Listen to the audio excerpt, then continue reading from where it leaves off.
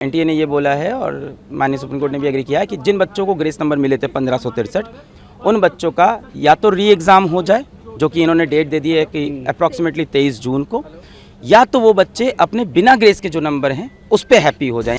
The main issue was this paper leak and the other malpractices which has been followed by the NTA. सवाल ये उठता है, grace दे के क्या उन्होंने खुद बताया था? नहीं बताया था। जब हमने 719 स्कोर पकड़ा, 720 तब बताना।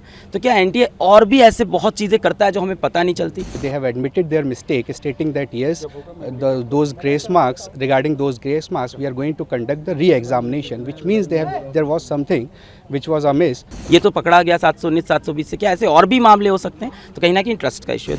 The court, we filed PIL regarding this NEET examination. There were various issues which we have raised on behalf of lakhs of students.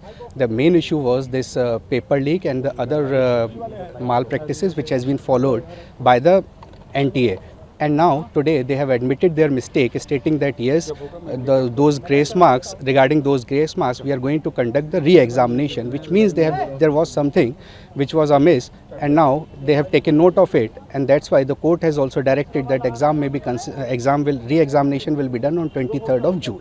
देखिए, आज एनटीए ने खुद माननीय सुप्रीम कोर्ट के सामने माना कि जो उन्होंने ग्रेस नंबर दिए थे उससे बच्चों में डिससेटिस्फैक्शन हुआ, बच्चे प्रोटेस्ट पे आए और कहीं ना कहीं उन्होंने माना कि पहले कभी ऐसा नहीं है, पहली बार किया है, तो उन्होंने माना कि इसको हम हटा देते हैं ग्रेस नंबर को। हमारी 7 दिन से ये लड़ाई चल रही थी कि पहली बार आपने कैसे ग्रेस नंबर दे दिए, किस बेसिस पे आपने सोच लिया, बिना किसी को इन्फॉर्म किए, और आपने जब रिजल्ट आया तो बताया नहीं।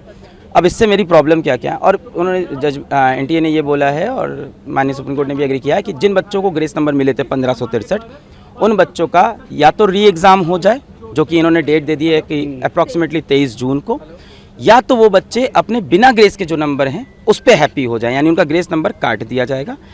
ठीक है, अब री एग्ज़ाम हो उन बच्चों का जो देना चाहते हैं 1563 में से, और जो नहीं चाहते हैं उनका ओरिजिनल स्कोर रहेगा, फिर रैंक पूरी शफल हो, उसके बेसिस पे काउंसलिंग हो। पर इसमें मेरे कुछ पॉइंट्स हैं, 3 पॉइंट्स हैं मेरे। सबसे पहला पॉइंट ये है कि आज एनटीए 7-8 दिन बाद आके माननीय सुप्रीम कोर्ट के सामने खुद एग्री करता है कि ये ग्रेस वाला जो पूरा हमने जो किया है ये गलत है, इसको हटा देते हैं। कहीं ना कहीं एग्री किया। सवाल ये उठता है, ग्रेस दे के क्या उन्होंने खुद बताया था? नहीं बताया था। जब हमने 719 स्कोर पकड़ा, 720 तब बताना। तो क्या एनटीए और भी ऐसे बहुत चीज़ें करता है जो हमें पता नहीं चलती? क्या और डिस्पेरेंसीज है जो एक बार हमें अंदर घुस के देखनी चाहिए? ये तो पकड़ा गया 719, 720 से, क्या ऐसे और भी मामले हो सकते हैं? तो कहीं ना कहीं ट्रस्ट का इशू है। दूसरा बात, उन्हीं बच्चों को ग्रेस मिला था और उन्हीं को री एग्ज़ाम की अपॉर्चुनिटी मिल रही है जो माननीय हाईकोर्ट पहुंचे थे एग्ज़ाम के बाद कि उनका समय का नुकसान हुआ है। बहुत सारा बच्चा माननीय हाईकोर्ट नहीं गया क्योंकि किसी को नहीं पता कि बाद में ग्रेस नंबर मिलते हैं, पहले कभी नहीं हुआ। और 18 साल के बच्चे को नहीं पता है कि मुझे पेपर लिखने के बाद अब हाईकोर्ट जाना होता है। तो मुझे लगता है यहाँ पर राइट टू इक्वालिटी का वायलेशन है। तीसरी बात, पेपर लीक का जो मुद्दा है वो ओपन है, उस पर सुनवाई होती रहेगी। और आज माननीय सुप्रीम कोर्ट में जजेस ने खुद बोला कि मान लेते हैं काउंसलिंग हो गई, मान लेते हैं एडमिशन भी हो गया और तब कुछ प्रूफ होता है, तो we have all the powers to revert everything.